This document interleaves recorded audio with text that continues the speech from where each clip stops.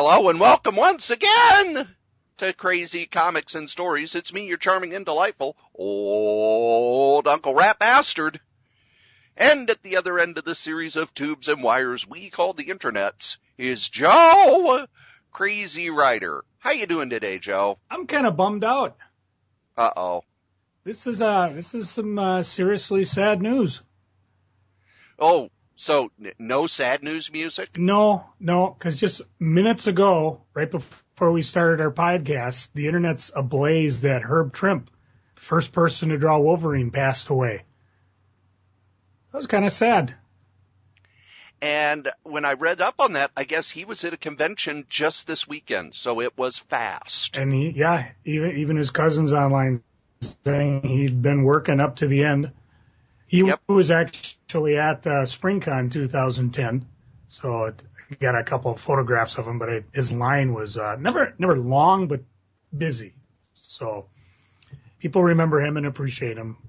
I'm sure we'll hear more news as time goes on, but it's usually we hear about this stuff like after the fact. It's rare that it happens like right when we're doing stuff. Yeah. One of the things about Herb Trimpe that I found fascinating. That he did the art on US 1? No. Are you kidding? That's one of the comics that we like more than most people.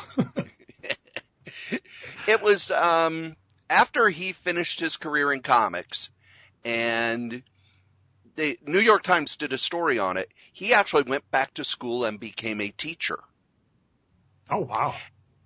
Because he was under contract at Marvel for a very long time. And I think probably the best-selling thing he did was not Wolverine or Hulk, but G.I. Joe. He was the artist on G.I. Joe for a long time. And then after, G.I. Joe kind of ended and he moved on to other stuff, one of the things he did was he started adapting the Rob Liefeld image type style. And that was how he ended his career at Marvel. And the New York Times did a story on the fact that, here he is, he'd been at Marvel for a long time and he was just moved out. Well, that happens to a lot of people in the entertainment industry. You reach a certain age, you can't keep up with what the tastes are, what the younger audience is looking for, so you just kind of move on. And I know in wrestling they talk about it a lot. You have to have a plan for what comes after. And in comics, there really isn't a lot of mindset about, well, what do you do after your comic career is over? But we know, some of the people who come to FalCon, they've moved on to other careers. They're very successful at those other careers, or they find a different path to do their art with. One of my favorite stories from one of our conventions back when FalCon was a 2-day con, we had Conan artist Gary Hartle, who was a local guy. And it was only like our second or third 2-day convention. And it was his first convention as a Marvel artist. And he was so happy to be there, he was doing free sketches for people. And this was like right before I took over the convention, because Paul was in charge of the convention, but Paul could never be found the day of the convention. You couldn't find him. So people were coming up to me. And Dan Jurgens came up to me and yelled at me for a good 10 minutes about the fact that we are allowing this guy to give away sketches when he needs to be selling them. And he was furious, because that's why artists go to conventions, to sell sketches. But nope. Gary was just so happy to be there and so happy to be working at Marvel that he gave away his sketches. He hooked up with a friend of mine who I'd met through Shinder's, Leonard Robinson, and got a job working on the Animaniacs, and very quickly moved into animation and left comics behind. So Herb Trimpe also kind of got pushed out the door, but got a career in teaching. And I guess once he started going to conventions again, he was, especially at our convention, when we bring in Bronze and Silver Age artists, we have older collectors who go nuts for their stuff and will buy their work. So he and a number of other Bronze and Silver Age artists have been able to come in and make a lot of money off coming to our shows. So, yes, it is sad news. Yes. But let's not wallow in sadness, Joe. No. We've got all kinds of fun stuff to talk about, don't we? Let me give you this one. Are you going to be telling a whole bunch of terrible jokes again? Because if so, I'm just going to put the headset down and go home. Well,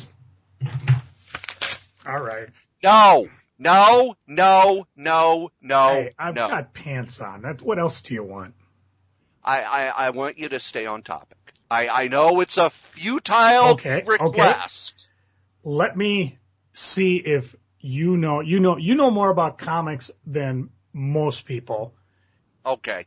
What are the top 3 banned graphic novels? This is according to the American Library Association. I know one is Persepolis. Very good. That's from, I can't even pronounce her name. Marjane Satrapi? Which actually has been made into a movie. Yeah, it's about her growing up in post-revolutionary Iraq. Iran. Iraq? No, Iran. I thought it was... No, it is Iran. It is Iran. It deals with, of course, what happens during the Iraq-Iranian War. Yeah. Which here in the U.S. we know very little about. No. Even though we gave weapons to both sides. Yep. Even though we had a ban on selling weapons to... Anything for a sale. Yeah. Well, that's what we do, you know. Yes. It's like Saudi Arabia and Israel. You know what? We're selling to everybody. We're setting up the stand. If you want to buy our weapons, belly on up to the bar. All right. Let's see. Number 2. I'll give you a hint. It's something you've read recently and have raved about. Hint number 2. It's from Image. Oh, Walking Dead. Nope. Although Really? you'd think it would be. Yeah. Well, Walking Dead doesn't have sex, and here in the U.S., violence is okay, but sex is horrible and terrible and wrong and needs to be kept from children. So I don't know. Number 2, it's made by Brian K. Vaughan and Fiona Staples. Oh, Saga? Yeah. Really? Yep. Huh. And I'll just read off atomicavenue.com because we've talked about Saga in the past. It's the sweeping tale of one young family fighting to find their place in the worlds. When 2 soldiers from opposite sides of a never-ending galactic war, which are always the best kind of wars, they fall in love, they risk everything, and I mean everything, to bring a fragile new life into a dangerous old universe. I have the first graphic novel. I haven't read it yet, but I'm looking forward to it because a lot of people have been raving about it, yourself included. I'm going to warn you, do you only have the first one? I do. Don't read the first one until you have enough money for the others. Oh, that's not a problem. Because you will go, oh my God, I need to read the rest right now. And number 3. Hint number 1. I've never heard of this book before, although it's from Scholastic, I think. So let me just go right to it. Yeah, why don't you just tell me what it is? It's called Drama. It's from Rihanna Tellemeier. Yeah, I haven't heard of that one. I have not either. She's a New York Times best-selling author, and it's an Eisner Award winner. Well, I think Smile is the Eisner Award winner. She did Smile. Let me read it.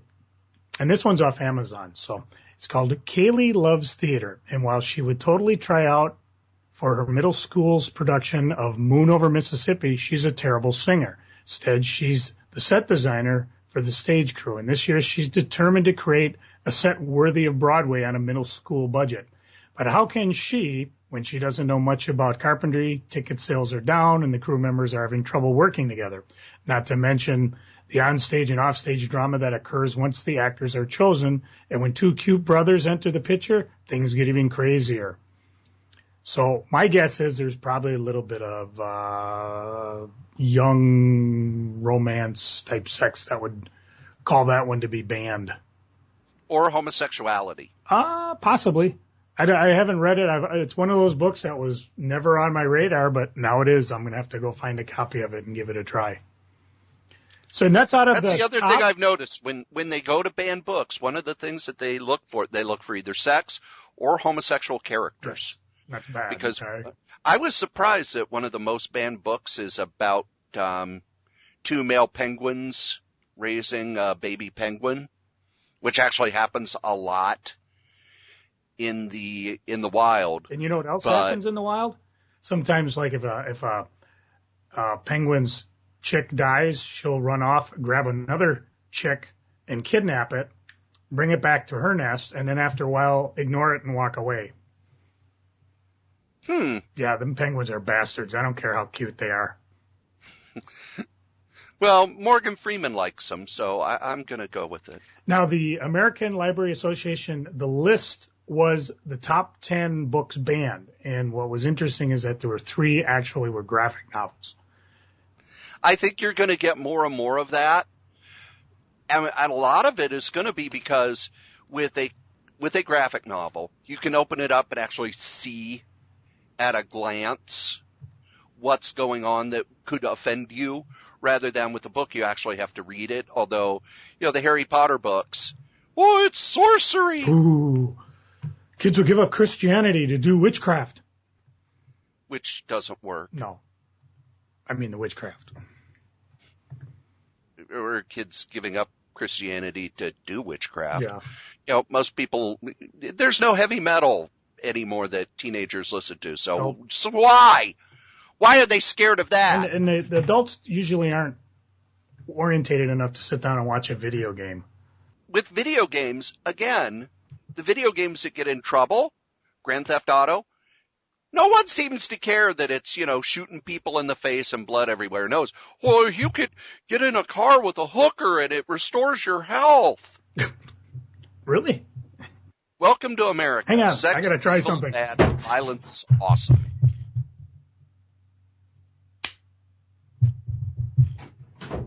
Nope, doesn't work. You still got diabetes? Yep. Okay. The rheumatoid's a little worse off too, but... Oh. Sorry, kids. Oh, look at what she charged me. Oh, disgusting. Almost as much as a doctor? Yep. Okay. Now, last week we had a list. No, last week we had a Geek Day. Well, that too. Let's talk Geek Day and then we'll go list. Well, you know who else has Geek Days? Who's that? These guys, our sponsors. Oh, I love sponsors. Me too. You may not be able to join the mighty Marvel Marching Society anymore, or even the Friends of Old Marvel, but you can visit our sponsors. Our oldest sponsor is DreamHost.com. DreamHost.com is the best, bar none, web host in the whole known universe. If you need a website, go to DreamHost.com. They will take care of you as they've been taking care of me for over 15 years. If you use the code KRAYZ, that's K-R-A-Y-Z, you get $20 off your first year of hosting. If you are listening to this podcast, you are very good looking. That's right. As a good looking person, you can't trust your skin to any old razor. That's why you need to shave with the amazing razors you could get delivered from the Dollar Shave Club. Every month they send a box with your shaving supplies. At the beginning of the week, or whenever you want, you pop in a fresh blade and get that fresh blade shave. It feels fantastic, and it's just one of the many, many ways that you can maintain the good looks that everyone has come to expect from you. And if you join us at the Dollar Shave Club, their plans start at just $3 a month. They have a money-back guarantee, and there is no excuse for you to ever use any other razor. So just go to dollarshaveclub.com/KrayZ, K-R-A-Y-Z, to get started. One of the things you need to do this year, you need to get healthy. We all need to be healthy so we can all hang out a lot longer. And one of the ways to get healthy is not to go down to the vending machine and buy those chips or those candy bars or any of the other vending machine snacks. You want healthy snacks picked out by actual chefs who know what they're doing, and you can do that at graze.com. And if you use the code Cory S3R5P, your first and fifth box are free, so you can try it out. See if that's the kind of stuff you like. That's Cory S3R5P. Our final sponsor is Worldwide News. Worldwide News is the story of the lowest rated cable news network and the people who work there. It is updated twice a week by writer Cory Strode. Hey, that's me! And artist Dangerous Dan Moore. Worldwide News at worldwidenews.solitairerose.com, part of the Solitaire Rose family of websites. If you would like to contact us, there are a whole bunch of ways. You can email us at cory.strode@gmail.com. You can give us a call. We have a voice line that is open at all times at 952-856-0519, or you could go to Facebook and join the Crazy Comics and Stuff fan page. If you would like to advertise on Crazy Comics and Stories or on Solitaire Rose Radio, you can. Just send me an email at cory.strode@gmail.com, subject advertising. Thanks. And I use some audio stuff so that there's a music underneath. Guess what, Joe? 186 episodes in, and I'm still learning how to make us sound a little professional. Cool. Who knows? By the time we get to episode 500, we might sound like we know what we're doing. Nah, never last. Now, our Geek Day there wasn't a lot of geeking in it. No, but it was still fun. Yeah, it was. We have talked in the past about Christie's Comics. What happened was Joe had his first shop, and it grew to a certain size, and then a number of things happened, and Joe sold it. And he sold it to the person he bought the original shop from. Serendipity, baby! Who very quickly ran it into the ground.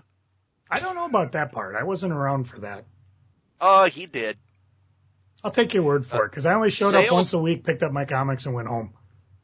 I learned the inside poop, Ooh. the inside scoop, because I would stay and play poker every week, and Brian would talk numbers, and he's like, I don't know why we're not selling as much as we did a few months ago. And I still remember you sitting down with me as we were going through previews, and you saying there isn't enough product coming out that people will buy for me to make my bills. Mm-hmm. Well, that happened again with the little shop too. Yeah, but he had just ordered stuff. And we've talked in the past how Brian would order weirdly. Well, I don't like Iron Man, so I'm not ordering any for the shelf. Well, what if it sells? Don't care. Don't like Iron Man. So the shop was floundering, and he sold it to Christy, who was young, wanted the shop to keep going. It was kind of her hangout, her base, where her friends were. It was one of the few stable things in her life. And she had no money behind her, so she couldn't make a go of it. And then she dropped out of sight. We'd hear rumors. There were a few sightings. Yep. I heard rumors, and every so often she'd contact me and then, again, drop off the face of the earth. Well, a few months ago, she showed up again. And her and I have been chatting, and finally on Wednesday, I had the day off. And we decided to go and have lunch with Christy. And we even got Butch. Yep. Who also dropped off the face of the earth and recently came back. Yeah, I'm wondering who else could show back up, Joe. Is there anybody else who dropped off the face of the earth? Charlie the Wonder Llama, but we all know what happened to him. Joe Piscopo. No, he surfaced for a while, but then disappeared again. Yeah. Undertaker. But WrestleMania's past. We'll see him next year. Yeah, Undertaker shows up once a year. D.B. Cooper. Still looking for him. Yeah, but he dropped off the face of the earth. We haven't seen him. I do like the theory that some fans have on Mad Men that Don Draper is D.B. Cooper. Could be. I like that idea.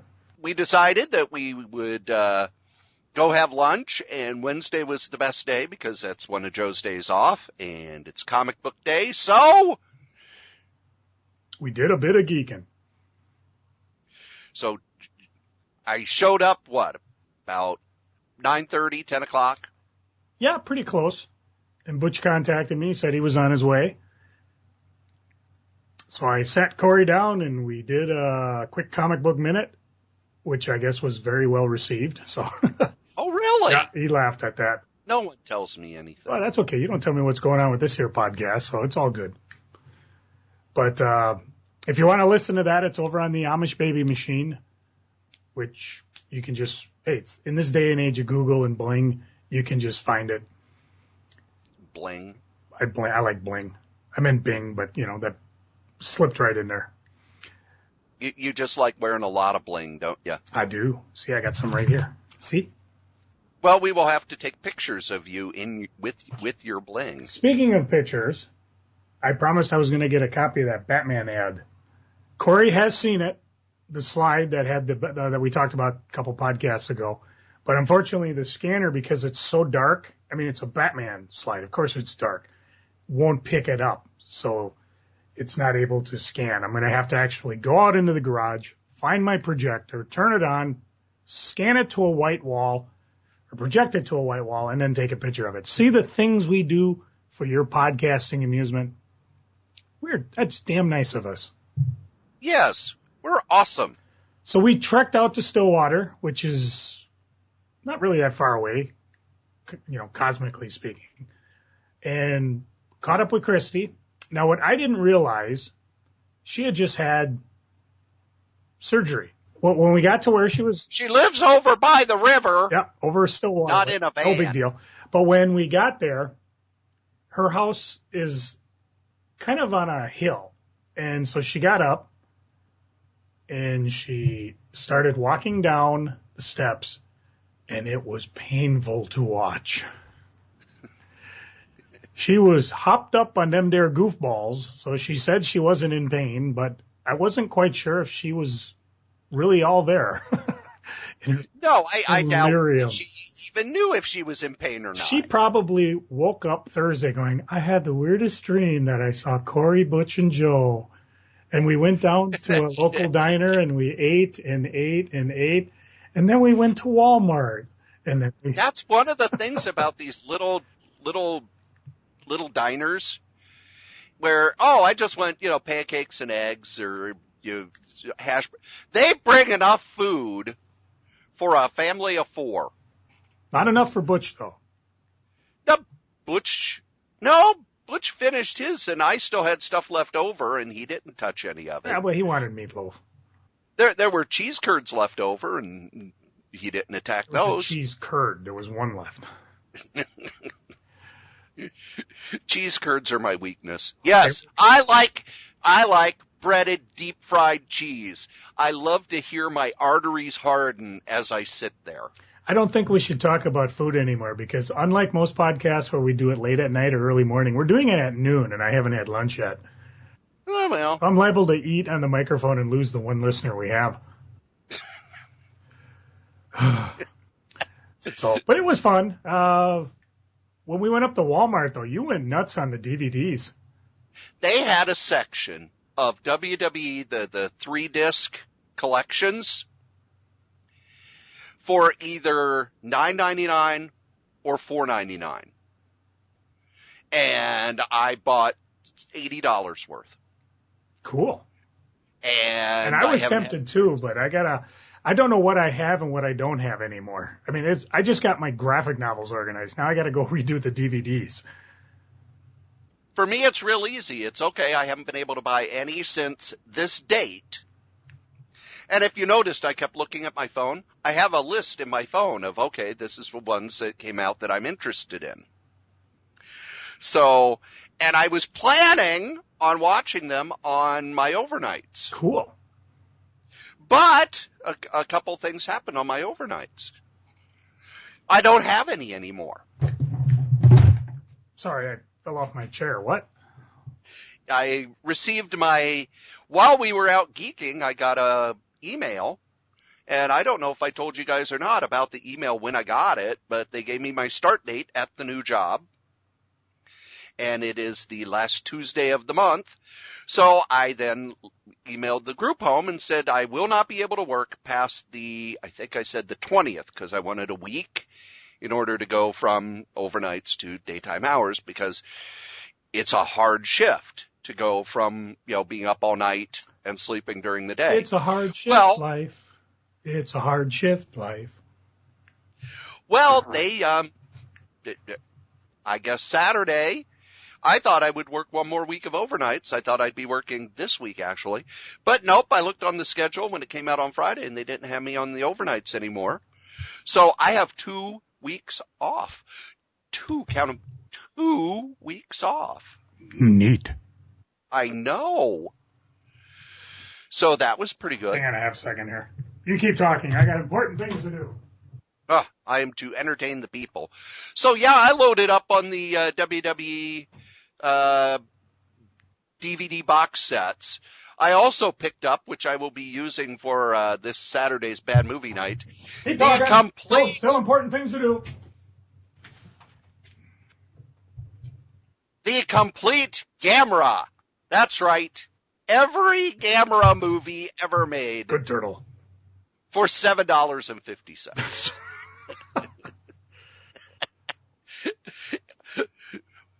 13 movies on 4 discs, including the most recent, the Gamera reboot, the Gamera 1, 2, and 3 that they made recently. Haven't had a chance to watch those either. Cool. But that was my geeking. It was one of those big Walmarts. The Walmart near me, now I try very hard not to go to Walmart, but when I have to, the Walmart near me, their DVD section is pretty small. And this way, the only reason we went is because Christy asked if she wanted to go to Walmart. And since there were no real comic stores in the vicinity, I thought, what the heck? We'll take her up, run her around. Well, one of the things that Christy did in the shop, and I actually talked about it a little last week, she's one of these people who likes to make crafts, so she knows that world really well. So she's actually making, stuffed owls? Yeah, she showed me a picture of it. We'll have to get her username and we'll throw it out, so if people are into that. What's the site they go to? Etsy. We'll get her name and put it up there. But she was needing fluff for the interior of these owls. And we, of course, all 3 of us made a beeline for the DVD section. Well, I went to toys first. I always like to see if there's some toy I can buy and flip on eBay. But Butch and I were going up and down the aisles talking movies, talking about, did you see this and that? And Butch, like me, has a love of really low-budget crap movies. So we were pointing out, different low-budget crap movies. And I was, there's this WWE thing, and it's, cheaper at Amazon. And then we got to the end cap where, I guess they do it every year for WrestleMania. WWE just says, whatever's in the warehouse, just ship it, get rid of it. So boom, there you were. And, Christy was drugged the entire time. She had surgery on Monday, believe it or not. That's our surprise. So this was Wednesday, so she was kind of out of it. Yeah. But we're going to go geeking again with her sometime. She texted me a couple days ago and said, we need to do this again. So she did remember it was us. She didn't think it was just a drug hallucinated dream. No. And, she did have, texts from me about it, so she probably, because you have proof it happened. We didn't even take a picture. We should have done a selfie of all 4 of us. Yeah, there you go. I just wasn't thinking. Next time. There you go. And then we came back to the Twin Cities and went to the Source. Yep. And you can talk more about that, because Butch and I were just kind of wandering the aisles talking Kirby. Well, it was New Comic Book Day, but the big reason I was there is because Zander Cannon had his new book out, and I think I can pronounce it, Kaiju Max. What it is, it's the, is it Kaiju is the giant monster phenomena from Japan? Kaiju is Japanese for giant monster. And the whole gist of the comic is that this is where the max is the maximum prison, where when they capture these monsters, where they go pretty much for life. And if you're a fan of these, you'll probably catch more of the reference than I ever will. I mean, there's a guy leaning back in a giant top hat. There's a bunch of robotic giant monsters. There's the ape and everything. And number 1 came out. It's from Oni Press. And the source had a variant that Zander was there signing. And it's pretty neat because it's basically got our good buddy Nick scratching his head, looking at the source, which is now flat and leveled. And you flip it over, you see the remains of Eric the bike shop, which is the bike shop that's next to the source. And, of course, one of the, how do you say it? Kaiju? Kaiju. One of the kaijus is being carried away by kind of the Ultra Man character type who runs the prison. And in the back it says in memory of Dominic Postiglione. So, and of course, if you want a copy of the exclusive comic, give a call to the Source Comics and Games. The regular comic, of course, came out that day, and I read it. It's good art. It's not 100% manga. It's not 100% cartoony. The characters are very recognizable. And the stories, it's actually got an interesting story there. I mean, it's almost like a real prison with giant monster story. So I recommend it. So check it out. And if you have any more information, go to, I can't pronounce it, kaijumax.com. That's KAIJUMAX.com. And there he's got things such as letter overflow, author commentary track, which will sometimes give you an audio commentary on each issue, sketches, designs, and much, much more.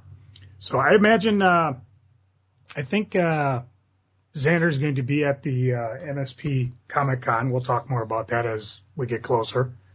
Comic-Con? We'll talk about it as we get. So, anyways, I picked up some other comics, some variants. I'll talk a little bit more about it when we get to freaking and geeking. I didn't buy anything at the source because I'd spent more money than I'd planned to on DVDs. Mm-hmm. And I was still thinking, I'm going to have all these overnights. But the good thing is now I did 2 weeks off. Joe, I don't know of a time when I've had 2 weeks off. I don't think, and that's the thing. When I take a day off, it's not like I get a day off. I mean, I get 2 days off a week, but I'm like using vacation time to get a day off, and I guess it's like I don't feel like I get a real just relaxing day because somehow I'm still being accounted for by the U.S. government via vacation time. It's just kind of weird. I never felt that way when I worked at Sears, but then again, I was only there part-time for a while. So we started out on a list. Yes, we did. It was from Vox.com, 50 comic books that explain the comic book industry today. And it was in the last podcast, and I'll just go over the top 5 because that's what we went through the first time. Number 1, of course, Action Comics number 1 with the first appearance of Superman. Number 2, Captain America Comics number 1, which was the beginning of the Jack Kirby legend. Number 3, The Dark Knight Returns, where the anti-hero kind of surged to the forefront of our consciousness. Number 4, Giant Size X-Men number 1, the comic that saved the X-Men. And number 5, Fantastic Four number 1, How Marvel Lost Its First Family, which we didn't necessarily agree with the reasoning, but it was pretty good. Now, you too can, of course, follow along if you want at www.vox.com. Number 6, Spawn number 1 from 1992. The good guys aren't always good. They're saying in the 80s and early part of the 90s, comic book fans were either Marvel or DC. And then Todd McFarlane's Spawn entered the fray. And, of course, they give a little thing talking about how Todd broke away from Marvel to help create Image and Spawn and other titles. I think Spawn was interesting because it sold 1.7 million copies in their first run. But I don't know if I would necessarily put Spawn at number 6. If they're saying the whole Image thing, it really should have gone to Youngblood number 1, which came out earlier. I think the reason they did it with Spawn is because it's still around, still being published. It's in the 200s, even though Todd didn't do it all the way through the 200s. No, Joe. No, that's Spawn's number one. And it didn't. 250 was the last issue of that run, yeah. and they're restarting with a new number one. Why not work for Marvel and DC so well? It's had a movie, had a TV show, still has tons of toys. So a much bigger presence, and there's a possibility people will probably remember it more than Youngblood. I also would put Youngblood there. I was working at Schindler's as this sort of thing happened.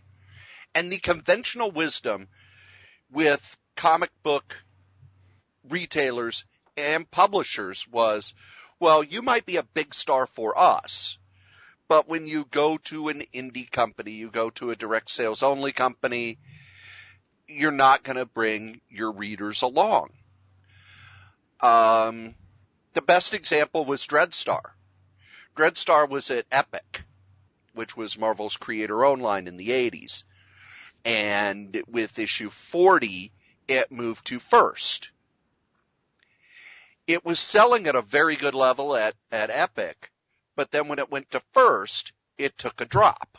Or when Neil Adams did stuff for Marvel and DC, it sold, phenomenally well. When he did stuff for Pacific, like Skate Man or Ms. Mystic, it didn't do as well. Mike Grell, same thing.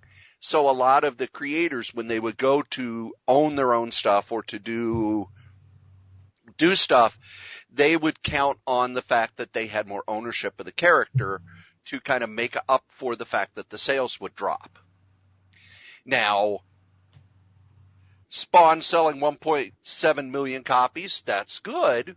Well, for a non-DC or Marvel book, it's phenomenal. Right, but Spider-Man number one had sold 5 million copies. So there was still that drop, but it legitimized Image in a way that made Image a competitor to Marvel and DC. And for a while, Image was outselling DC in the direct marketplace, even though DC was putting out a lot more books. And at Marvel, there was this huge fear that all of the name creators would go over to Image. They didn't worry much about the writers because the Image guys in their lead up to publishing had talked about how they didn't need writers and writers weren't necessary anymore and writers were a drag and it's no fair that they had so much power, et cetera, et cetera, et cetera. Although Todd kind of changed that too, because he only went to Alan Moore, Dave Sim, Frank Miller, and what was that other cat? Neil Gaiman. Yeah, that's it. To do that was a great decision by Todd too. How much money did he lose in those lawsuits? Well, it worked for a while. Yeah. The spin that Vox is putting on Spawn is that Spawn was one of the first, if not the first, character who wasn't necessarily the good guy. It was a character who made a deal with Satan, killed children murderers and pedophiles, and had his marriage annulled. No, wait a minute, that was Spider-Man. I'm sorry. It just said it was a more dark. The first. He was more ultra violent, ultra dark, ultra blunt than heroes at Marvel and DC. First. He was the first character, huh? No, he was more ultra violent, more dark. And of course, when that lasted until. Oh, he was the first to do that. It could have been. So Faust, that comic never came out. I don't think you could sell Faust to kids. No, but it sold. And I also think for them to say this is the first. No, they didn't say it was the first. Maybe I misquoted it. I'm just saying they said it was ultra violent, darker, and blunter than the heroes at Marvel and DC. I might have put the first in there. And it lasted until Supreme, who was basically Superman on a ultra violent, darker, blunter kick. Or as what was it? Rob Liefeld said, Superman done right. No, Superman when he just didn't give a damn. Right. Which in its own way is actually a fascinating read because I have had we talked or a podcast, God knows how long ago, where I have a complete run of Supreme, and those early issues were just so violent. It was just almost comical. And then, of course, you come up to Superman today, the movie, and you're thinking, I guess maybe form follows function. I don't know. Whatever. Yeah. They all follow. I think Spawn was important. I think it was one of the first indie books that got a lot of attention in that boom. But however you say, oh, Spawn was the first this, Spawn wasn't the first anything. It wasn't the first indie book to explode and get movies and deals and stuff, unless you ignore the Teenage Mutant Ninja Turtles.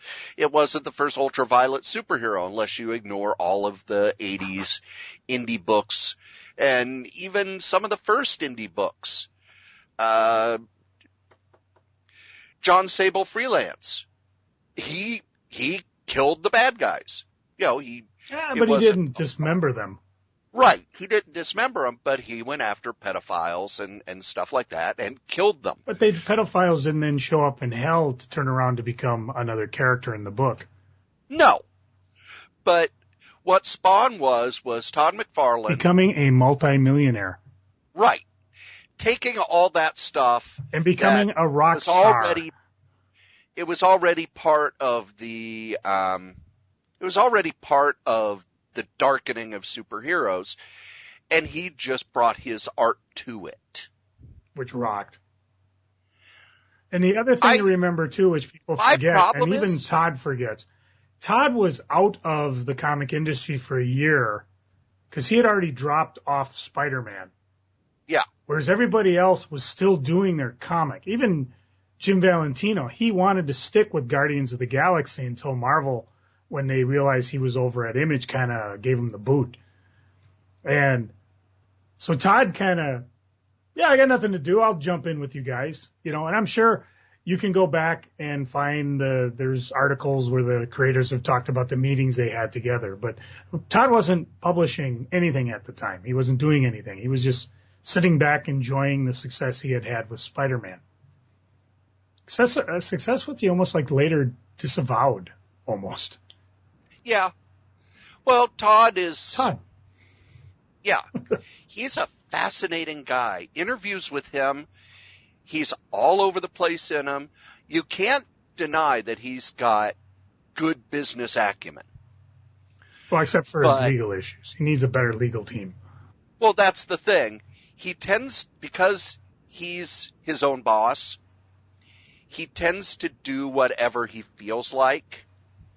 And he doesn't have anyone around to go, you shouldn't do that, or that's not a good idea, or anything like that. He just does it. So we could go on for hours about the stupid stuff he's done. Just the Miracle Man statue alone, just putting that statue out alone cost him millions of dollars in legal fees. The Man of Miracles. Because he didn't have the rights to do it. Are you ready for number 7? Sure. Number 7, Sensation Comics number 1 from 1941, The First Lady of DC Comics is Born. And this, of course, is Wonder Woman, a.k.a. Diana Prince, her first cover appearance in Sensation Comics number 1.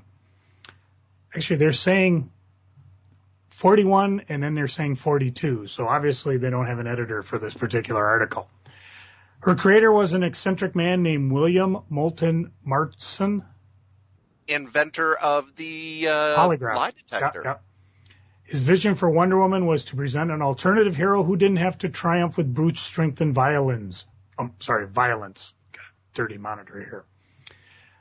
He quotes from an essay for the American Scholar, "It seems to me from a psychological angle that the comics' worst offense was a blood-curdling masculinity. It's smart to be strong, it's big to be generous, but it's sissified according to exclusively male rules to be tender, loving, affectionate. Not even girls want to be girls as long as their feminine stereotypes lacks force. Which is why you can find panel after panel of loving bondage." Yes. I mean, you take these things out of context, which I love to do, and they are just... in context. Oh, in Marston was a freak. And I'm not saying that to be mean. He was a polygamist. Paradise Island, men were not allowed. Well, he was in his private life, he was a polygamist. He believed in bondage. He thought that bondage was important in society and relationships. My wife doesn't think so. I've read the early Wonder Woman stories, and first off, they're terrible. Yes. Even by Golden Age standards, they're god awful. They're terrible. And DC really, once he quit doing it, had no idea what to do with Wonder Woman. If you read the Wonder Woman stories of the 60s, they're just plain weird.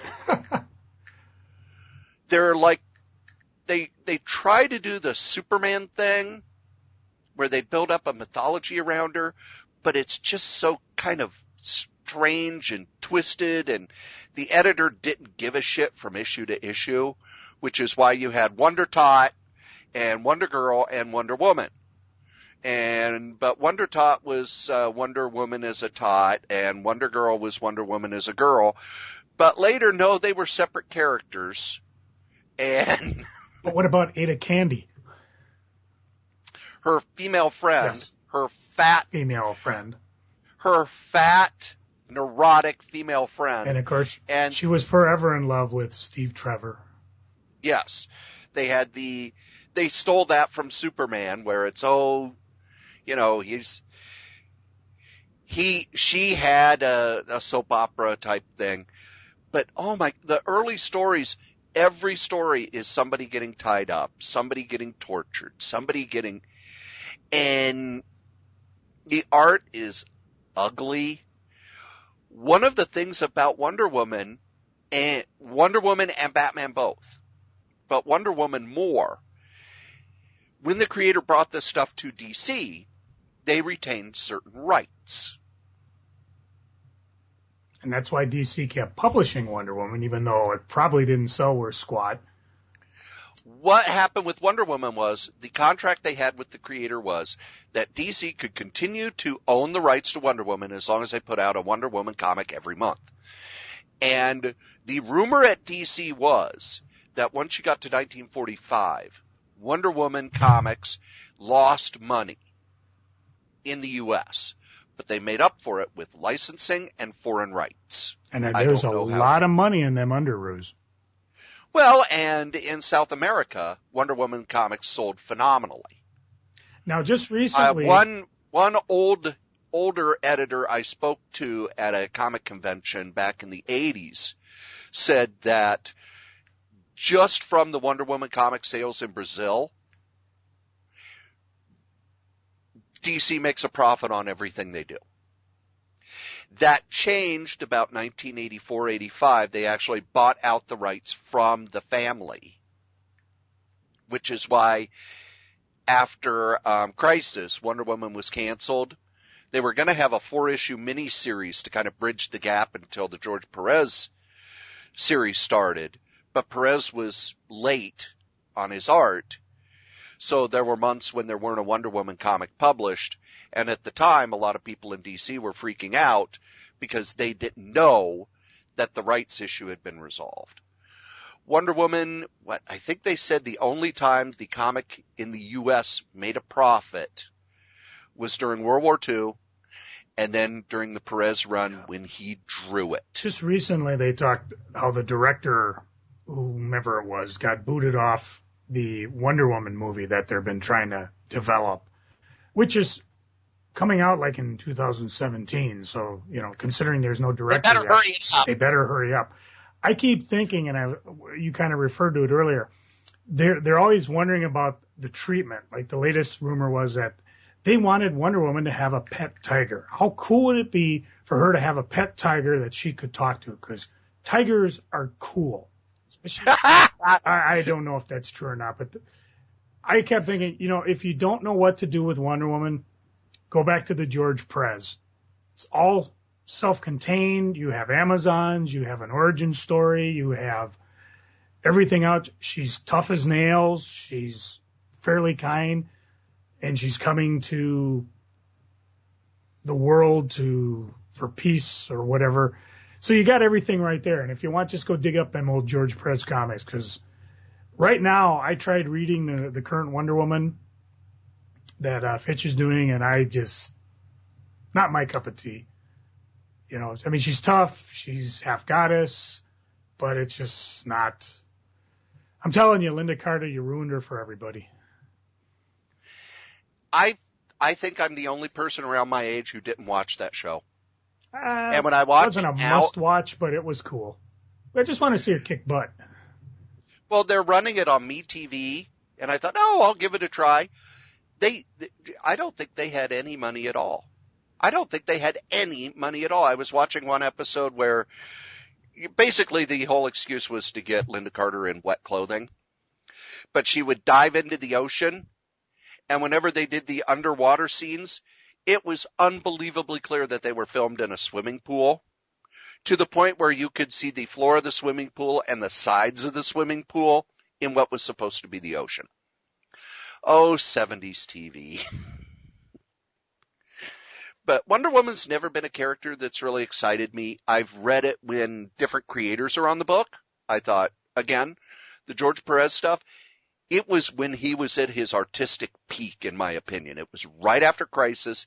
He had something to prove, and he really loved the character. Except when Adam Hughes draws her. I like when Adam Hughes draws Frank her. Cho. I read Scott Campbell. I read the Byrne. Byrne can do a good one.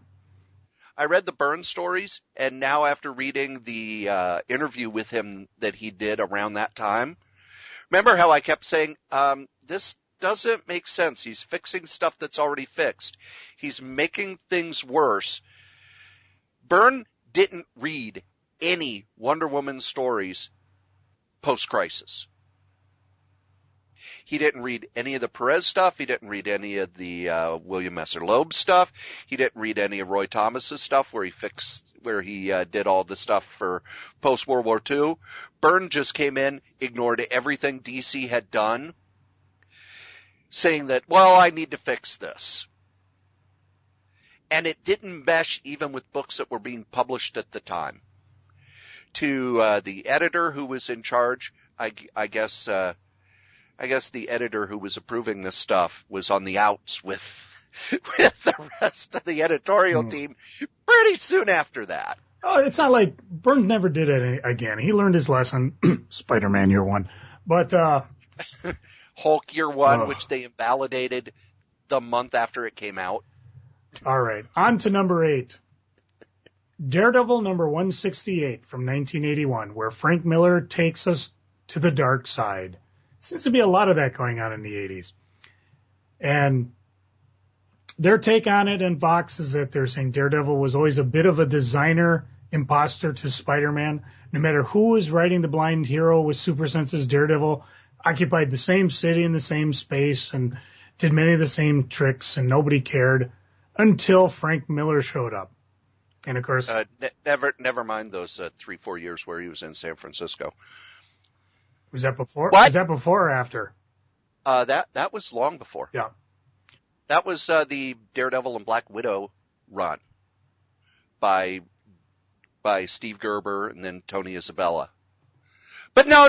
I guess those never happened. Did they sell? Yeah. Yeah, because I don't remember Daredevil being worth anything until Frank Miller. Of course, I didn't read the ones you were talking about. It was a certain buzz he had going with it. I don't know if it was the art or the fact he was able to run with it. Was Daredevil selling before he got a hold of us? No. Was this one of those, hey, we don't know what to do with it. Right. Go ahead and run with it? Because they did the same thing with Thor when Walt Simonson came on. Daredevil had dropped to bi-monthly. Shooter had been writing it, and Shooter had no idea what to do with it. Roger McKenzie came on as writer, and Miller was assigned as artist. And McKenzie is the one who started let's make the character darker, let's kind of do more noir with it. Miller jumped on that because Miller was a fan of crime novels, and Miller was also a huge fan of Will Eisner. So he and McKenzie moved it more toward being a crime drama, with Miller riffing off of a lot of the Will Eisner stuff. And if you look at the real early issues that Miller did of Daredevil, it's very, very, very influenced by Eisner, to the point where there are some issues where I go, oh, I think Will Eisner could declare Frank Miller a dependent on his taxes.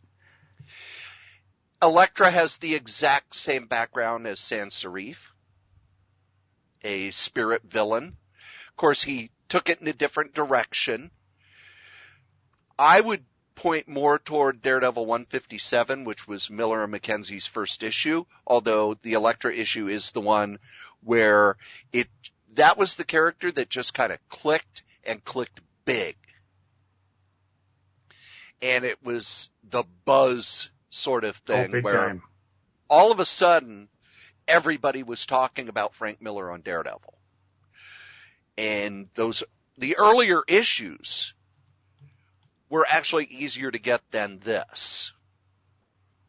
And the thing that fascinated me was, for all the buzz Elektra got, she was only in the book for about a year. And then they Think killed about her. that. And that was a story arc that Miller had put in place. It's okay, I'm introducing this character. This will be her story. He also knew about Shooter's mandate, that if a, quote, hero, unquote, kills, they have to be punished. So it was okay, Elektra will be a character who kills, and she will be killed by Bullseye. Don't worry, she got better. In a lot of ways, this was a back to the basics for Daredevil, because if you read the first issue of Daredevil, that's an old boxing crime novel. Now, Daredevil 183, 184 had an interesting story because it dealt with drugs. And initially they wouldn't put the comic code stamp of authority on it or approval on it. And eventually it was published with it, but I don't recall what they changed or if they just did it anyways. They just did it anyway. It was also kind of I point to that book as the return of the Punisher. Because before that, Punisher had started as Mac Bolan, the Executioner knockoff. And they'd done a couple stories in the black and white magazines, and they really thought it would take off in the black and white mags, but it didn't. So he just kind of became this watered down version of the character that had been introduced. This is the book that brought it back. There was no more talk about the rubber bullets. There was no talk about shooting to wound. This was Punisher kills bad guys. And Miller did a story where Punisher killed bad guys. And it's actually this story that made Jim Shooter go to Bill Mantlo and go, Punisher's got to be punished. Have him go crazy. Where we got the wonderful story where Punisher went completely insane and was gunning down jaywalkers and, oh, God. As much as Deathmate makes you puke, those stories make me... yeah, but he died and became an angel, and he told him to take a jump, and he got better. I did like in the Punisher miniseries how they kind of dismissed the whole Punisher went crazy. It's, yeah, somebody drugged me, I got better. One of the cool things about the Punisher is when they screw it up, the writers who know what to do, they just go, yeah, I got better. All right. They sweep it right under the carpet.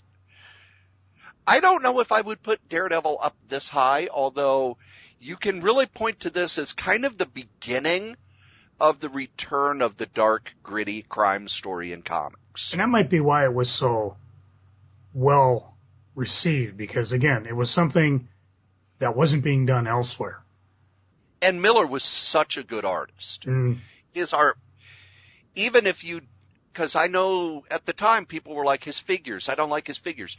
But the storytelling aspect. Oh, he did a couple amazing Spider-Man annuals. He stole these beautiful ideas from Eisner and adapted them to kind of a more modern era.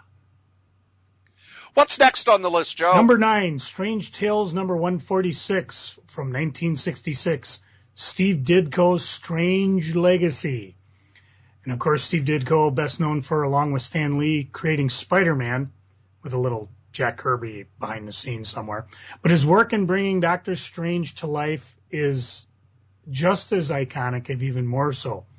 Created characters who dug deep.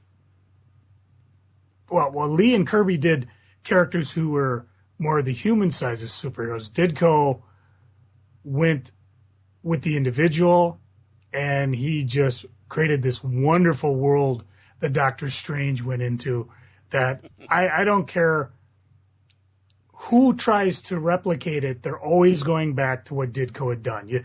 The big path that goes through the giant fangs, being suspended in the middle of eternity, just weird things randomly floating around. The world Steve Ditko created for Doctor Strange was trippy, interdimensional, laced with an acid kick. You know what I find funny about this? I just love them. Here's what I find funny about this. These are the most influential comics. But this is the one he left. Yeah. So Doctor Strange is more influential than Spider-Man. Well, they're just saying. Doctor Strange. This is what explains the comic industry, not necessarily the most influential or the most groundbreaking. These are just things that influence it. And even now, I could not disagree with that more. Doctor Strange was probably, to my mind, one of the first superhero graphic novels, because once Ditko got up to speed, a lot of his run is one continuous story of Doctor Strange versus Baramordo. But then you find out whoever's behind the scene. And then and he fights Dormammu and loses, and then he has to go through this quest to find power and everything. And Eternity. Yes, it led up to that. But it was kind of the first long, continued story. And for me, if you want to prove how personal this book was, look at the stories that came after. It took years. The Scientist Supreme? Well, it took years for anybody at Marvel to figure out how to make Doctor Strange work again. After Ditko's story ended in 146, those stories afterward were just god-awful, unreadable. Even when he got his own book, Roy Thomas did what he could, and Gene Colan really had some beautiful, beautiful stuff. But it wasn't until Steve Englehart came in the early 70s and said, all right, I'm going to start mystic, cosmic type stuff, that Doctor Strange really kind of ignited and got popular again. Was that the second series? Yes. Starting with, Starting in Marvel. Brunner, yeah. Starting in Marvel Premiere when he started doing that stuff, because even Gardner Fox, after he was fired from DC, came over, did some stuff on Doctor Strange. And Gardner Fox is a great writer, but his Doctor Strange just feels wrong. Doctor Strange was a very Ditko-esque character. But for them to put Doctor Strange above Ditko's Spider-Man as the nerdy outsider, which I think is the most iconic modern character. Spider-Man, you had two things that created the Marvel Universe. You had the Fantastic Four, which was Kirby's cosmic, big, world-building stuff, and you had Ditko Spider-Man as the nerdy, outsider, soap opera hero who nothing goes right for. The Charlie Brown, the Woody Allen character. Doctor Strange didn't have a lasting impact on the comic industry. Spider-Man, all of Marvel was Spider-Man or Fantastic Four until the 90s. Doesn't mean they aren't great. Matter of fact, if you're a comic book fan, you need to go and buy Essential Doctor Strange #1. It's got every Ditko story in it. and just sit down and read it. And the art is better in black and white. It really is. But to put it this high on the list, Well, it's interesting because at number 10, which will be the last one we cover today, they put Amazing Spider-Man number 40, which is after Ditko, but it's with John Romita art. And they're saying that's the one that made Spider-Man be the mainstream hero he is today. They say you'll see more allusions to that into the movies than you did anything Ditko, which is probably true to the point because the movies, well, the first, I didn't watch the last Spider-Man movie, but the ones with Tobey Maguire, they actually, he became Spider-Man in high school, but then all of a sudden, boom, he's out of high school. He's out of college. And I think that's one of the things they're fixing. Yeah.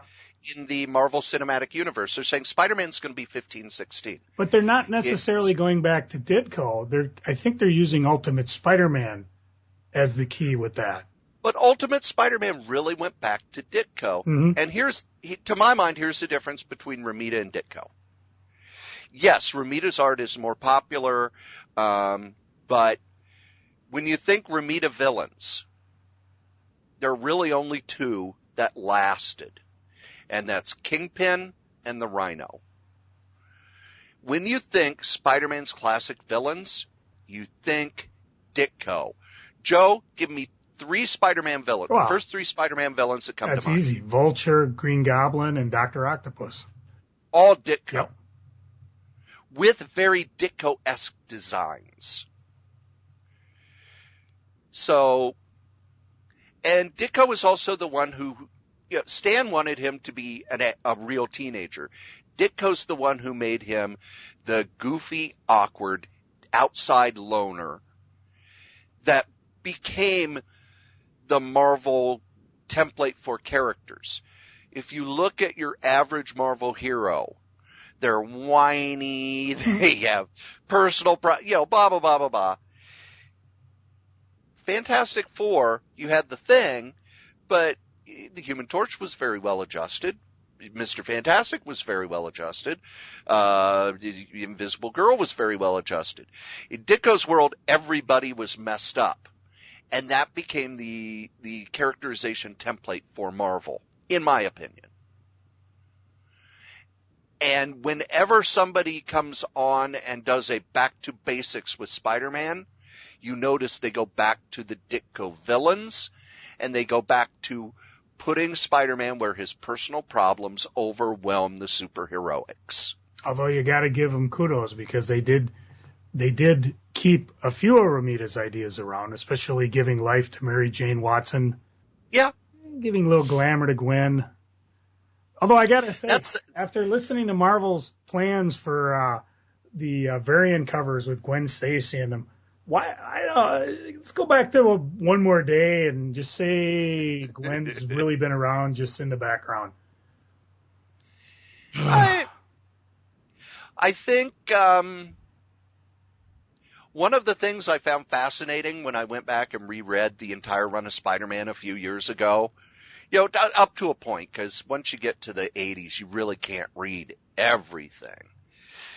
But in Ditko's stuff, Gwen was this bitchy, manipulative, horrible human being.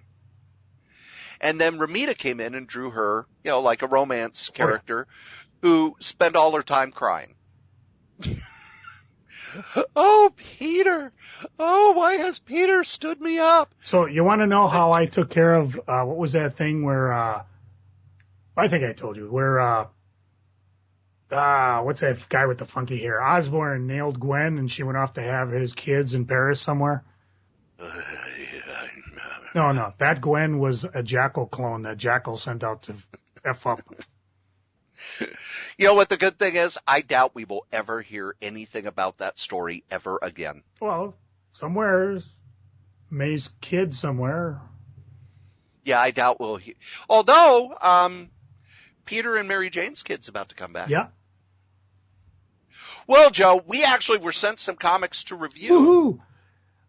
And I thought, we'd start with one and then maybe do like a different, they sent us a number of series. Yep. And so they sent us a big biography of the company. Yeah. It's Hound Comics Incorporated, also under the Hound Entertainment Group. Privately owned publishing multimedia company. Hey, that sounds cool. Started in 2005. Well, its inception was 2005, but they're apparently they launched their comics in 2010 in Barnes and Noble stores first, and then went to comic distributor through Diamonds. And they have had 20 different titles, I guess. And they're still trying to keep rolling there. And they're mostly digital. And you get their comics through a bunch of digital means. And they sent us basically their entire output to review. And I think Joe and I were going to review a series each episode for a while. Yep. So we started with one that only has one book, for obvious reasons.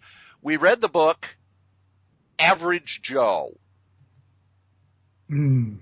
How can you not love that title? I mean, writers, Derek. Kind of like one of my favorite comics is The Adventures of Luther Strode. And of course, anything with writer in it's good too. Yeah. Let's see. Writers, Derek Ednems, John Pross, pencils Julius Ebera. And of course, I'm terrible with names, so if you're listening, call us up and correct. Starts out with a cop. Looks like he's having a standoff with a supervillain. They're yelling at each other the way you'd expect a cop and a supervillain. But then later you find out the cop's not really yelling at the supervillain. The cop's yelling at the crowd who's gathered to watch the two villains, or the villain and the superhero, fight each other. And his job is to make sure citizens don't get hurt during a metahuman altercation. And of course, he gets no respect from the villains, the heroes, the people that he's trying to protect, the actual forces that come up and pick up the villain once he's crushed. He gets no respect from his ex-wife, his daughter, the bimbo that the ex-wife is shacked up with, gets no respect from his commanding officers, from his friends. He gets no respect from anybody. And of course, the whole dinger is we're ruling. Basically, this is a schmo with a really crappy life. But of course, this is the day that's off to a rough start. A lot of setup for the issue. And of course, at the end of it, we find out it is actually his final day. A day, as it turns out, that's not looking so good, as he's busy making out with a fairly attractive comic-esque type woman who is now glowing ominously on top of him. This almost strikes me as a free comic book day comic, like a zero issue. It's like, this is what we're going to do to try to get you set up. I mean, it's almost like there is so much bad going on in this guy's life. He is just on the bottom dregs of society. Oh, I also forgot that the mayor cut the budget, so he's not getting paid shit. Yeah. I wanted to like him. And of course, the female is drawn in such a comic book-esque way with large breasts and red hair, and so obviously there's no way a normal schlub like this is going to have a shot at a woman like this, unless of course the bad guys come in town and try to do something, and he defends her honor. And there should have been more. Again, this is like a zero issue almost. In some ways, I wonder if they should have maybe started with him, whatever he's going to become. I don't know if he's going to become a superhero. I don't know if he ties into other books later on. Like I said, this is the first one we read. We're pretty much just going top to bottom here on the alphabet.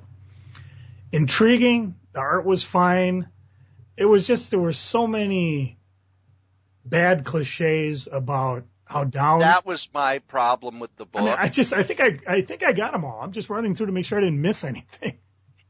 I think the only 80s cop action movie cliche that was missing was a supervisor who told him that he needed to follow the rules or he was going to be suspended, and him taking his badge and slapping it down on the desk.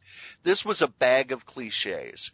Divorced cop whose wife is married a rich guy and his daughter doesn't call him dad anymore.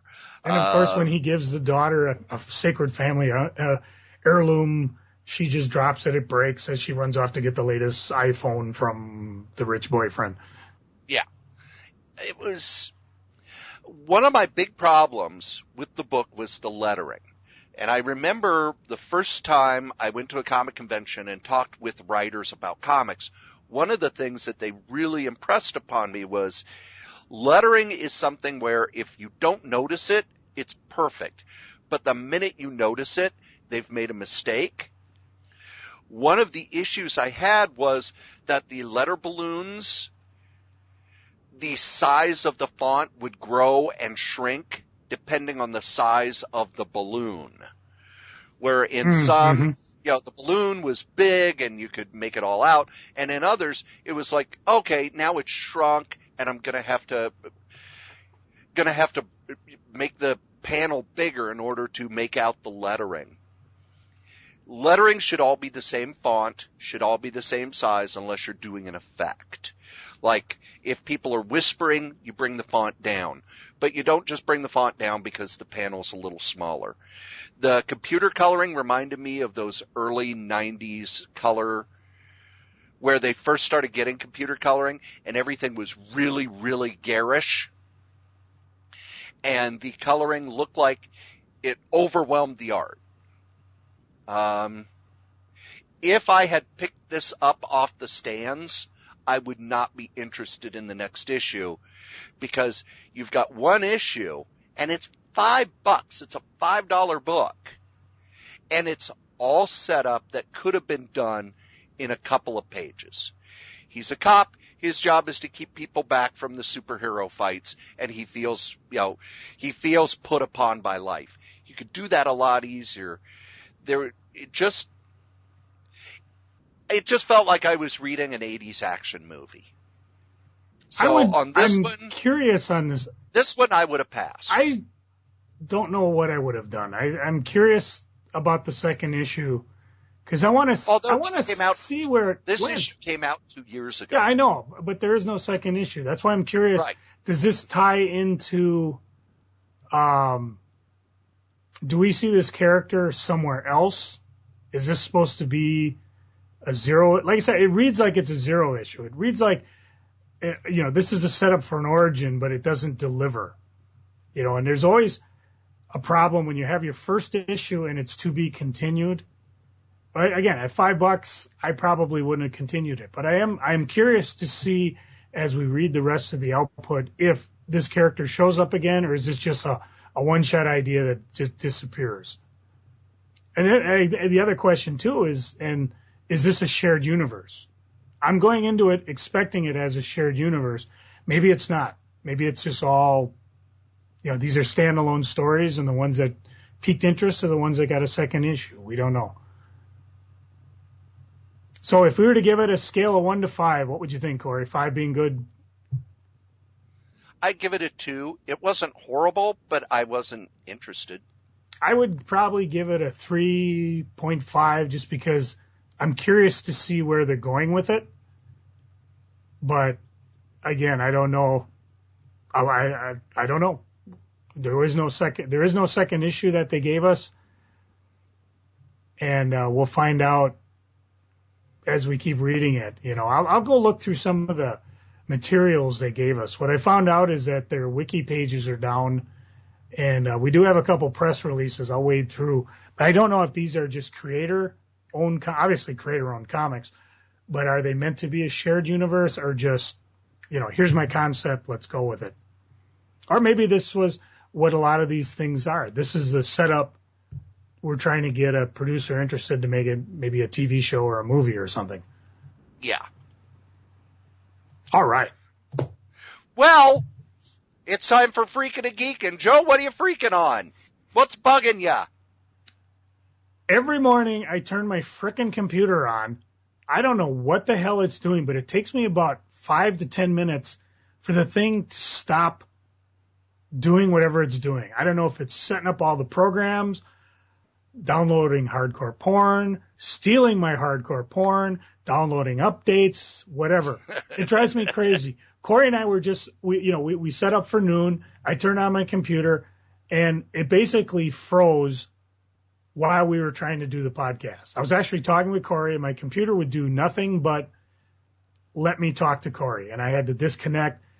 I wonder why I hate computers. There's such a crucial part of life, yet in some ways I'm almost ready just to step back and not do anything with them because it drives me nuts.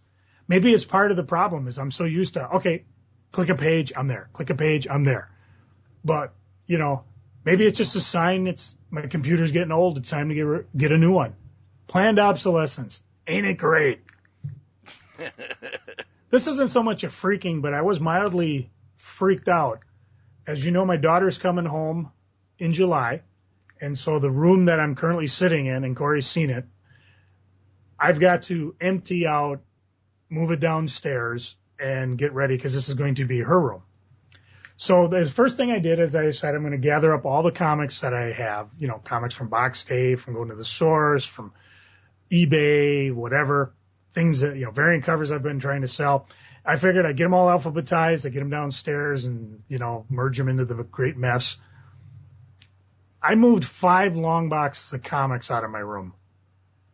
Wow. I still have 2 sitting behind me.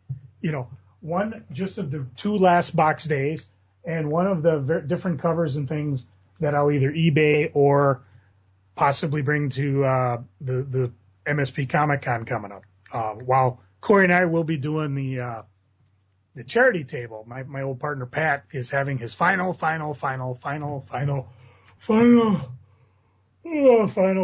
sale. And so he's going to let me throw a long box out and see what kind of goodies I have that I might be able to sell. So, and I haven't even gotten to the record albums, the books, the toys, my stereo system, my Photoshop studio, the other computer, all my cardboard boxes, my shelf of toys, the Infinity Gauntlet, or the display of Hot Wheel cars.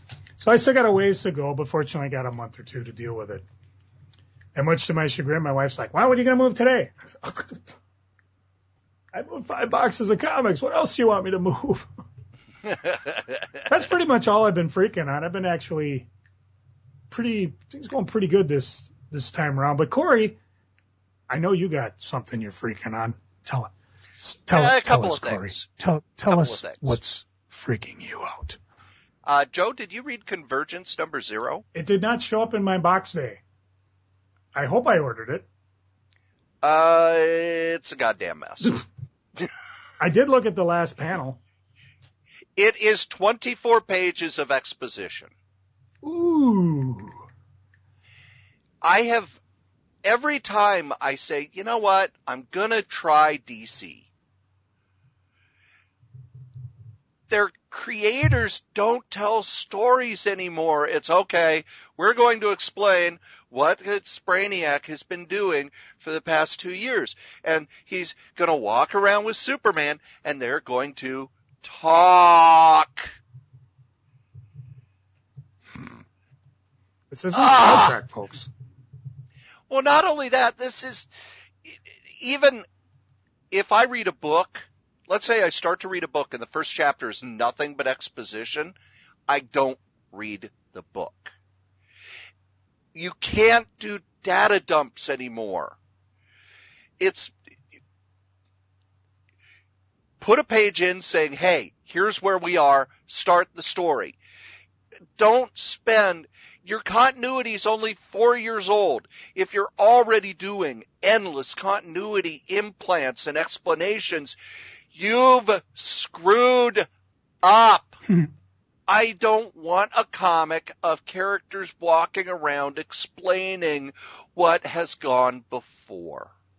Roy Thomas knew to put that stuff in story form. He was the worst at it. It used to be Roy Thomas, I'm going to get a lot of continuity stuff, but the story would at least be interesting. When he explained the history of the Justice Society, he did it as a trial. He didn't have somebody sit with Golden Age Flash and Golden Age Green Lantern at the Justice Society roundtable and talk for 4 issues. No, it's a trial, and there's drama, and there's something at stake, and the characters need to do something. In this, Superman and Brainiac are walking around explaining things to each other. I have absolutely no hope for convergence now. Have been watching a lot of TV because I have days off. And I've learned that there are certain things I cannot watch during the day because they're filmed in the dark and everything is dark and you need it to be dark in the room when you watch it. I watched a number of TV shows where everything is dark. And eventually I can't watch this. The sun is up. I can't, put blackout on all the windows so I can see what's going on. However, there are other shows. Wrestling. Everything is lit. You can watch that really easily. There's a show on Amazon that I'm in love with called Alpha House. Everything is light. Everything is lit. It's funny. It's smart, but you can see what's going on. Even on the anime stuff that I watch, even the stuff at night is lit well enough you can see what's going on. I can't watch CSI Cyber because if the sun is out, you can't see the screen. And it's not, and yes, I could go to my TV and I could lighten it up, but then, if you lighten your TV up too much, everything it doesn't look right. Quit filming everything at night. Ugh. Joe, what are you geeking on? What are you loving? Well, I got the con off. I was finally able to switch days, so I will be attending the MSP Comic-Con, which is May 16th and 17th, 2015 at the Minnesota State Fairgrounds Grandstand. Over 250 creators, something for everyone, and everyone is welcome. Even me? Even you. Ooh. Which is no accounting for taste, but... Well, yeah. They've... so I have to sneak in through the back anyway. If you go to mcbacomiccons.com, they have a full list of all the creators that are coming, the dealers that are coming. We'll go over it as we get closer to the con. Of course, now's the time to contact them if you want a special sketch, if you have a dealer you like or want to see if they have some rare book, looking for some Herb Trimpe autographed items or some sketches. This would be the time to talk to some of the art dealers, see if they're going to bring anything around. Speaking of which, when a comic creator dies or somebody that I like watching in the entertainment industry dies, how I deal with it, I run to eBay and I buy something that they've autographed, if I can afford it.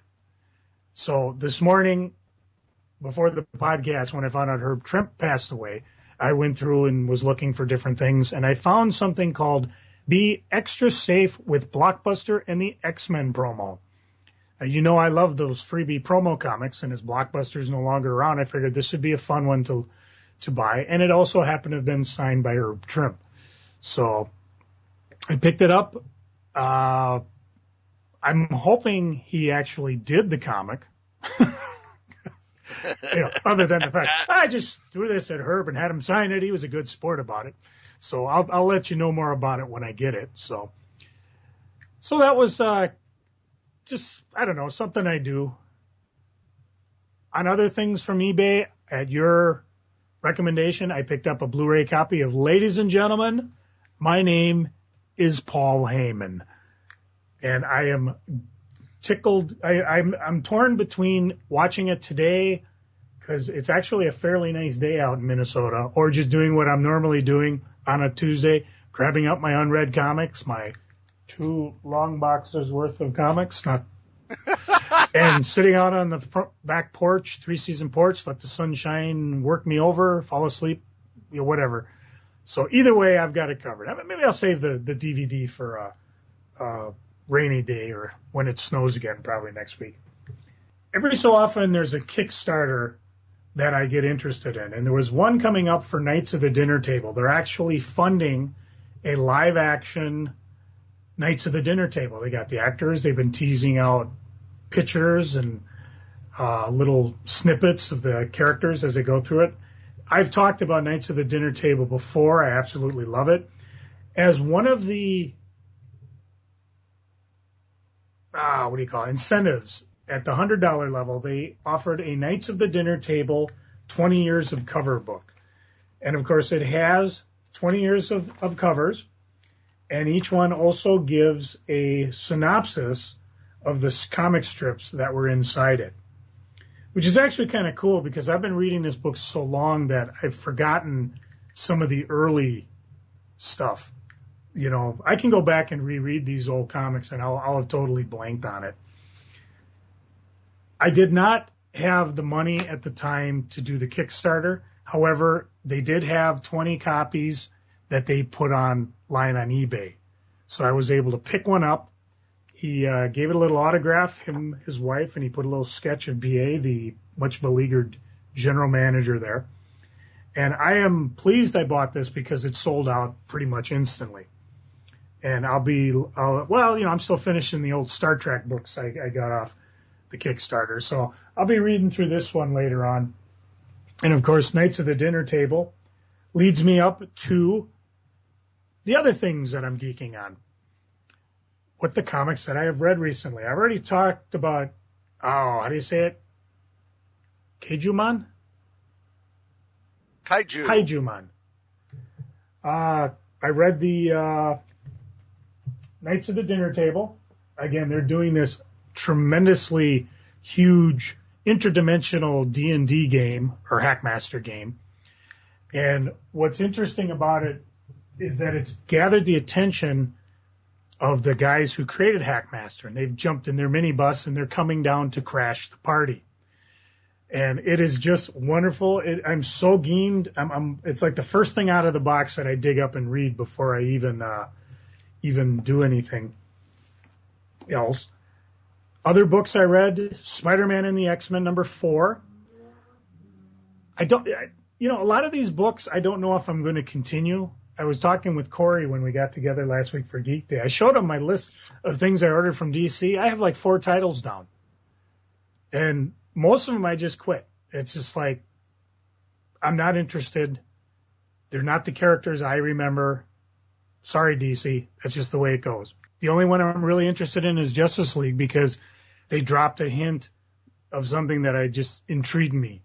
Darkseid Anti-Monitor War, which could be what's been fueling all the chaos in the multiverse behind the scenes. So if they start dealing with that, that may be the next event book they have, and it may drive me into buying whatever crosses over into it. I didn't buy anything from the Earth 2 when Darkseid invaded, but so that should be interesting. In terms of comics that I've been reading or that I have read, Spider-Man and the X-Men #4. I'm still enjoying it. I still find the dislike that Storm has for Spider-Man uncharacteristic, but whatever moves the plot along, I suppose. Spider-Gwen #2, still not sold on the book, but I'll give it a ride for a while. I did try Spider-Woman #5. It was interesting enough. I may keep that one on the list. Guardians 3000 #6. It had to happen. I'm not going to say nothing, but you knew it was going to happen. Who else do you think they'd have to meet? All New X-Men 37 was good. I picked up a freebie copy from the source of the Comic Book Legal Defense Fund Defender. If you can pick it up, it talks about what's been going on in the world of the Comic Book Legal Defense Fund. We talked a little bit about it earlier, some of the books that were banned. Howard the Duck #2 I picked up. I may stick around with this one for a while. It's actually been kind of fun. Howard the Duck #1 outsold all the DC comics for that month. You got to love that. Angela, Asgard's Assassin. Again, like Spider-Gwen, you're not really keeping my attention on this book, but I'll see where it goes, or I'll just wait till issue 6 and sell them on eBay. Star Trek Planet of the Apes, the Primate Directive, wound up with issue 5, which this book actually gives a good reason why, for the third Apes movie, the apes were able to get off the bloody planet. So it had all to do with Kirk and Spock. And issue number 2 of The Big Con Job came out. It's a 4-issue series out of Boom. I think I talked about this one before. It's basically a bunch of people from an old franchise. They're past their age, and their con appearances are gathering less and less attention. They're kind of losing money. They decided they're going to get together and rob the San Diego Comic-Con. 2 issues left. They will have time to do it, I hope. So that ought to be kind of interesting. Returning to eBay quickly, I haven't really sold a lot because I haven't really been putting a lot up, but I did sell a copy. Aspen does 3 books, A, B, and C. C being the retailer exclusive comic, which means they have to order so many to get a free one. So anytime I see one of those, I just pick it up. I had a copy of Damsels in Excess. This was issue number 4. The book, 5 realms, 5 princesses, 0 men. Hey now, I like those odds. In the land of the 5 realms, the existence of men has long since been evaporated from the hearts and mind of women. The Princess Bethany finds herself at the center of a vast conspiracy that could not only threaten her kingdom, but also her life. Magic is abundant. Unicorns and ferrets can command armies. And 5 women struggle to find balance and power. Now, of course, if you know anything about Aspen Comics, you know they excel at drawing women. So it makes pretty much no sense, or makes plenty of sense. There are no men. Anyways, I sold the copy. I didn't get a chance to read it. It was just one of those things I was going to plan to read, but hey, whatever. That's what graphic novels are for. That's what SpringCon is for. That's why at this particular point in time, we're going to find out, Cory, what are you geeking on? What's got you excited? What's got you happier than 2 weeks off with a house full of media? Joe, you've got the Netflix, don't you? Oh, yeah. Have you watched Daredevil yet? Nope, still wading through MASH. And the best part about Stop Daredevil... whatever you're doing right now. Okay. And go watch Daredevil. Pause the podcast, whatever. Daredevil is the best thing Marvel's done on screen. Period. Holy crap. Daredevil is the best thing Marvel Comics has ever done on screen. Wow. And the best part is all 13 episodes are up, so I can binge watch. The second episode has the best fight scene I've seen in a movie. It does? In 30 Hang on.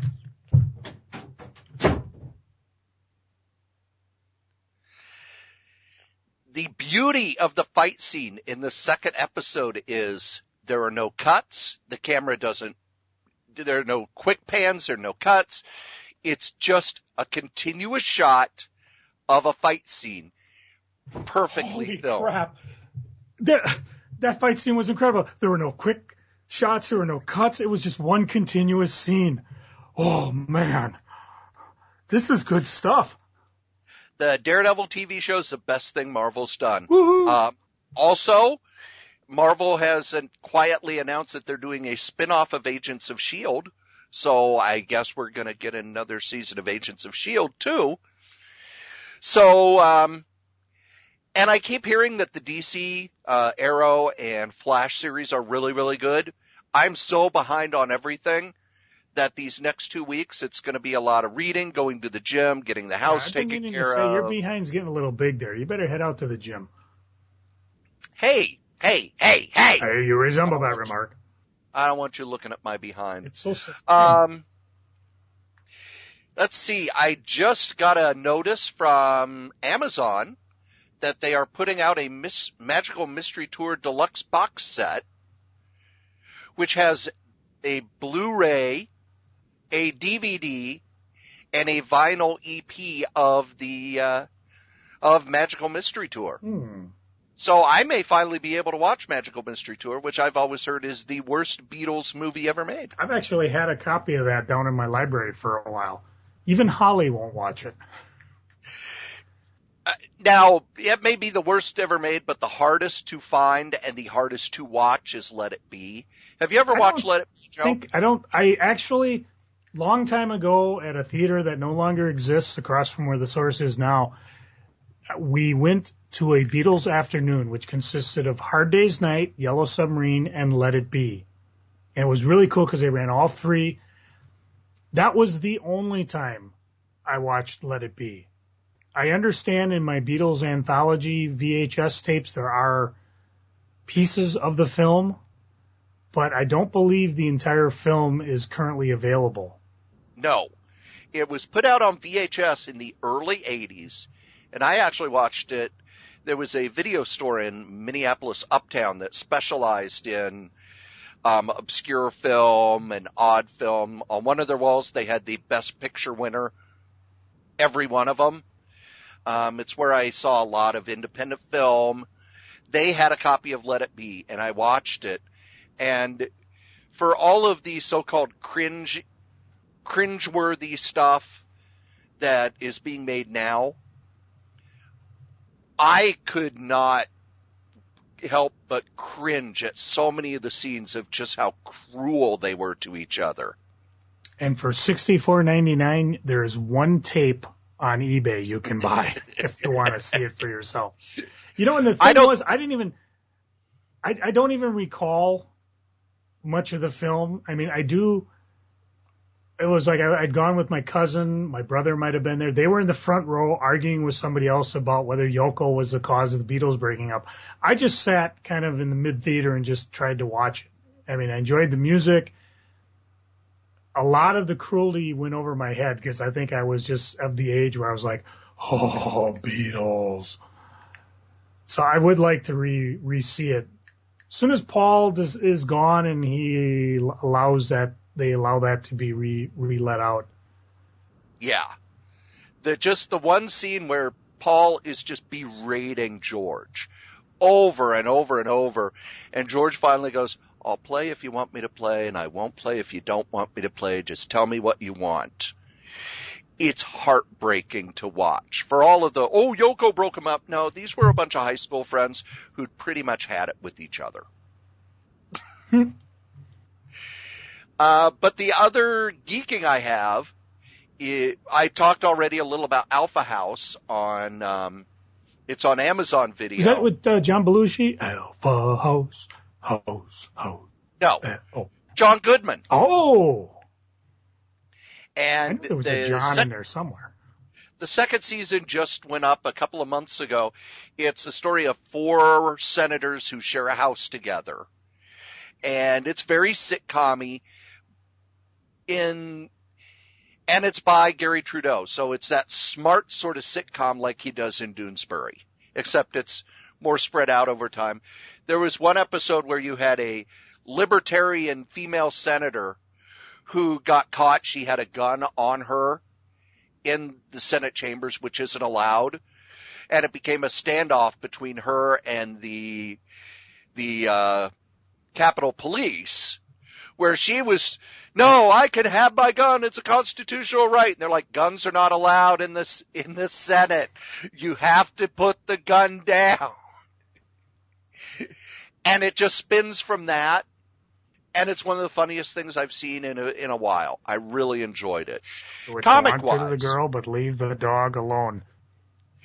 Comic-wise, I really haven't read a lot of comics. My overnights were really bad. We talked a lot about it last week. The last 4 overnights I had, I pretty much was sitting with a resident the whole night, keeping him calm, trying to keep him from going and waking everybody up. So I didn't get a lot done. But I did get all caught up on Black Vortex. And the one thing, Joe, that you were upset about, that it's, this is how they're going to break up Star-Lord and Kitty Pryde. No, it's not. Okay. They had an argument. They got over it. And that's what they should do. Yeah. But I thought it was a fun, it's from where it started, it has really moved in a different direction than I thought it would. And there's been a pretty big shift in the Marvel Universe. Now, it could all be reset after Secret Wars. But they did a pretty big shift in the Marvel Universe. Oh, cool. That I've got that. I think is interesting. Got that sitting in my pile to be read. There you go. Well, kids, believe it or not, you've listened to us blather on about funny books for over an hour and a half. And don't think we don't appreciate it. So as we say every week, kids, the comic we like the least, we still like better than the comic you like the most. Joe? I feel like dancing. Somebody call my mama. Hit my music. Funk is on a roll. Funk is on a roll. Hey, yo. Can somebody call my mama? It's about to get funky up in here. Know what I'm saying?